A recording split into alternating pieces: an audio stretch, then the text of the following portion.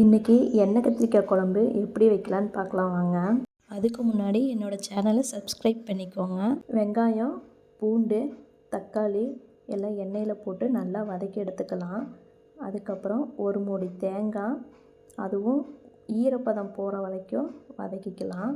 பத்தூஸ் ஹோமாட்டோட புளிக்குழம்பு பொடி 2 ஸ்பூனை போட்டு ஒரு கலரி விட்டு ஆற வச்சிடலாம். உங்களுக்கு இந்த மசாலா வேணும்னா ஸ்க்ரீனில் தெரிகிற நம்பருக்கு ஆர்டர் பண்ணுங்கள்.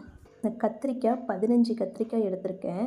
அந்த 15 கத்திரிக்காயும் அந்த காம்பு மட்டும் எடுத்துட்டு அந்த 4 இதாக கீறி மட்டும் விடணும்.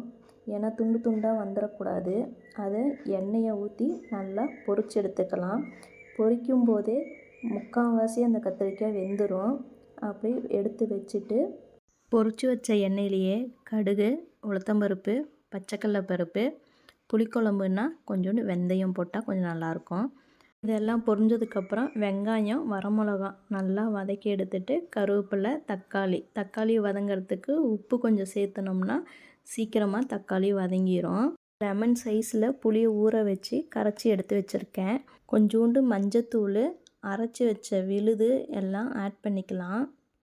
கூடவே புளிக்கரைசலும் தண்ணியும் உங்களுக்கு தேவையான தண்ணியை ஆட் பண்ணிவிட்டு உப்பு, காரம், புளிப்பு எல்லாம் பார்த்துட்டு அதுக்கப்புறம் நல்லா கொதிக்க விடுங்க. இந்த மாதிரி நல்லா கொதிக்கணுங்க. கொதித்து வந்ததுக்கப்புறம் நம்ம கத்திரிக்காயை ஒன்றா எடுத்து போடுங்க. கத்திரிக்காய் போட்டதுக்கப்புறம் ஒரு தட்டு எடுத்து மூடி வச்சு ஒரு 5 மினிட்ஸ் சிம்லேயே வச்சுருங்க. அதுக்கப்புறம் டேஸ்ட்டு செம்மையாக இருக்கும். ட்ரை பண்ணி பாருங்கள்.